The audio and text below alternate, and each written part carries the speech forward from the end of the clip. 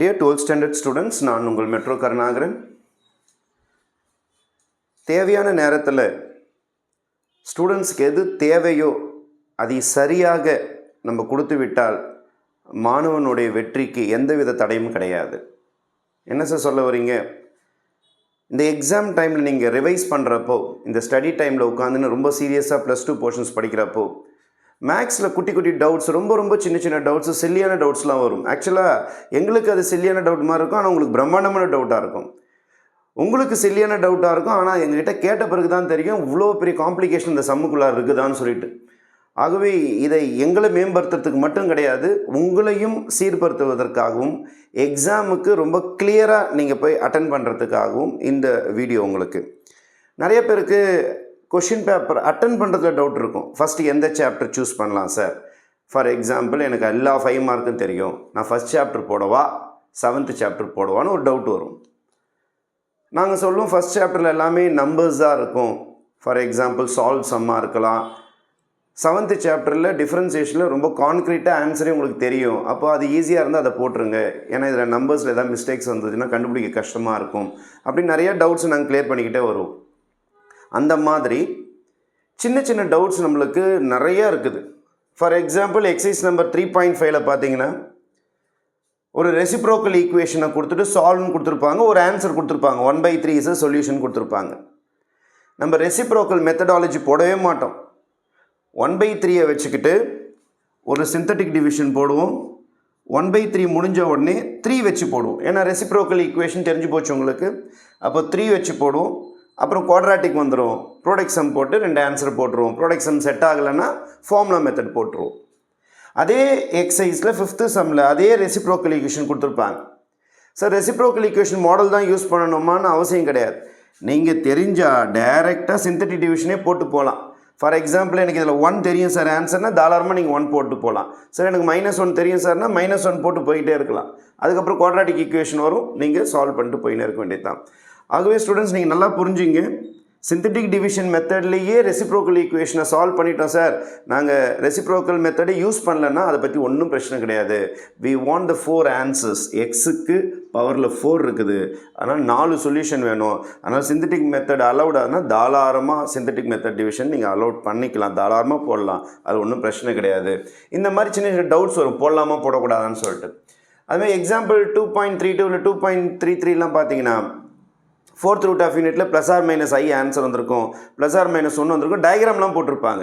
எக்ஸாமில் டயக்ராம்லாம் தேவையில்லை. Find the 4th root of யூனிட்டினா ஆன்சர் வரைக்கும் போட்டால் போதும். அதாவது +or-1 +or-i வரைக்கும் போட்டிங்கன்னா போதும். அதுமாதிரி கியூப் ரூட் ஆஃப் யூனிட்டிலையும் அதே டவுட் தான் வரும் உங்களுக்கு. சார் 1 வந்திருக்குது, அதுக்கப்புறம் -1 +or-i √3/2 வந்திருக்குது. டயக்ராம்லாம் போட்டிருக்காங்கன்னா இதுக்கெல்லாம் டயக்ராம் தேவையில்லை. அதே மாதிரி இந்த சம்லேயும் உங்களுக்கு டவுட் வரும். சார், இது ரெப்ரசன்ஸ் சர்க்கிள், டயக்ராம்லாம் போட்டு காட்டியிருக்காங்க சார், தேவையே கிடையாது. ஃபுல்லாக 3ஆல் டிவைட் பண்ணுறீங்க, Z - Z0 கான்செப்ட் காட்டுறீங்க, இட் ரெப்ரசன்ஸ் சர்க்கிள் போட்டு டைரெக்டாக சென்டர் ரேடியஸ் போட்டால் போதும். நீங்கள் டயக்ராம்லாம் இதுக்கு தேவையில்லை, இதுக்கெல்லாம் டயக்ராம்ஸ் தேவையே இல்லை. அதே மாதிரி இந்த சம் பார்த்தீங்கன்னா ஃபைண்ட் த ரேங்க்கு, இது சால்வ் யூஸிங் ரேங்க் மெத்தட் ஒரு காஷியன் எலிமினேஷன் மெத்தட் இருக்குன்னு வச்சுங்க.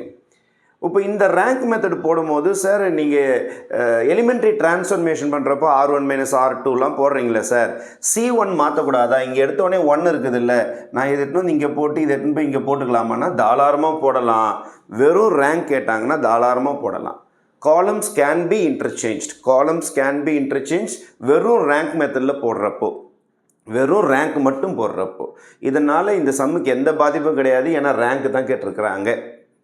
ஆனால் இதுவும் உங்களுக்கு ரோ ரிடக்ஷன் மெத்தடில் நீங்கள் போடும்போது அல்லது காஷியன் எலிமினேஷன் மெத்தடில் போடும்பொழுது இங்கே மாற்றலாமா சார்? ஃபார் எக்ஸாம்பிள், நான் இங்கே இப்படி போட்டேன்னா இப்படி வருது சார், எனக்கு 2 -1 1 2, அதுக்கடுத்தது 6 -3 3 6, அதுக்கப்புறம் 4 -2 2 4 வந்திருக்கு சார்.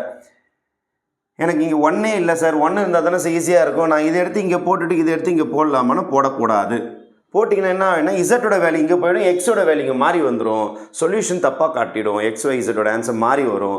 அதனால் இந்த மாதிரி இடத்துல நம்ம ரோ ரிடக்ஷன் மெத்தட் போடும்போது காலம்ஸை ட்ரான்ஸ்ஃபர் பண்ணுறதை நீங்கள் விட்டுடணும். விட்டுட்டா XY Z இடம் மாறிடும். அதனால் வேண்டாம்னு சொல்லுவோம் இந்த மாடல் சம்ஸில். அதுக்கடுத்து இந்த சம்மில் பார்த்தீங்கன்னா find the angle between the two curves கொடுத்துருப்பாங்க பேரபோலாவில். உங்களுக்கு நல்லாவே தெரியும் y is equal to x square, y is equal to x ஸ்கொயர்ன்ற பேரபோலா இப்படி தான் இருக்கும். உங்களுக்கு x is equal to y ஸ்கொயர்ன்ற பேரபோலா இப்படி தான் இருக்கும். ஃபைண்ட் த ஆங்கிள் கேட்டிருப்பாங்க. ரெண்டு இடத்துல கட்டாக இருக்கும், 0,0லையும் கட்டாக இருக்கும், 1,1லையும் கட்டாக இருக்கும். இதில் m1 கண்டுபிடிப்பாங்க, m2 கண்டுபிடிப்பாங்க. Theta is equal to tan inverse of m1 minus m2 by 1 plus m1 m2 போடுவாங்க. ஆன்சர் அழகாக 1,1 தான் இதோட பாயிண்ட் ஆஃப் இன்டர்செக்ஷனாக இருக்கும். tan இன்வர்ஸ் ஆஃப் 3/4 வந்துடும். இந்த இடத்துல பார்த்தீங்கன்னா 0,0க்கு ஸ்லோப்லாம் கண்டுபிடிச்சிட்டு 0,0 சப்ஸ்டியூட் பண்ண மாட்டாங்க. லிமிட்டிங் கேஸ் போடுவாங்க. x, y டர்ன்ஸ் டு 0,0 போட்டு இன்ஃபினிட்டி போட்டு ஆங்கிள் வந்து 90 டிகிரின்னு காட்டுவாங்க. சார் அது அவ்வளோ பெருசு போடணுமா? ஷார்ட்டாக நாங்கள் எழுதக்கூடாது, எங்களுக்கு நல்லாவே தெரியுது. இதுவும் ஆரிஜின் வழியாக போயிருக்கு, இதுவும் ஆரிஜின் வழியாக போயிருக்குது. டேன்ஜென்ட் டு த பேரபோலா, இந்த பேரபோலாக்கு அதாவது x is equal to y square is y axis and tangent to the parabola y is equal to x square is x axis. X axis and y axis always cut at 90 degree. Therefore theta is equal to 90 degree போடக்கூடாதுன்னா தாராளமாக போடலாம். Limiting case வச்சும் போடலாம். டைரெக்டாக நீங்கள் இதோடைய tangent y axis, இதோட tangent x axis, x axisம் y axisம் உங்களுக்கு 90 டிகிரியில் தான் கட் ஆகும்னு சொல்லிட்டு ஒரே லைனில் எழுதியும் ஆன்சர் போடலாம். தவறு கிடையாது, ஃபுல் மார்க் கொடுத்துருவாங்க, பயப்பட வேண்டாம். இந்த மாதிரி வித்தியாசமான டவுட்ஸ் எல்லாமே சம் போட உங்களுக்கு டவுட்ஸ் வரும். அப்படி இன்கேஸ் உங்களுக்கு ஏதாவது டவுட்ஸ் வந்ததுன்னா கமெண்ட் செக்ஷன் கீழே டேட் போட்டு, எந்த டேட் நீங்கள் அந்த கமெண்ட்டை கேட்குறீங்களோ டேட் போட்டுட்டு தயவுசெய்து எந்த எக்ஸசைஸு, எந்த ப்ராப்ளம், எந்த ஸ்டெப்புன்னு சொல்லிட்டு நீங்கள் ஃபுல் சம் டவுட் கேட்டிங்கன்னா இப்போ போட நம்மக்கிட்ட டைம் கிடையாது. சம் போடும் போது நடுவில் டவுட் வரும். இந்த இடத்துல இப்படி போடலாமா போடக்கூடாதா, இப்படி போட்டால் மார்க் கொடுப்பாங்களா கொடுக்க மாட்டாங்களா, ஷார்ட்கட் போடலாமா போடக்கூடாதா, இந்த மாதிரி நிறைய டவுட்ஸ் வந்துக்கிட்டே இருக்கும் உங்களுக்கு.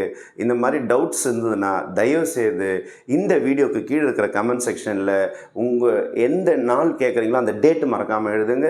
எக்ஸசைஸ் நம்பர் அல்லது சாப்டர் நம்பரோ ரொம்ப கிளியராக கொடுத்து எந்த பாயிண்டில் உங்களுக்கு டவுட் இருக்குதோ ரொம்ப தெளிவாக கேட்டிங்கன்னா நான் முடிஞ்சால் கொஞ்சம் காம்ப்ளிகேட்டட் இருந்தால் அந்த சம்மை நான் அந்த டவுட்டை போட்டே காட்டிடுவேன். நான் ரொம்ப சிம்பிளான டவுட்டாக இருந்தால் கமெண்ட் செக்ஷன்லேயே நான் உங்களுக்கு பதில் கொடுக்குறேன்.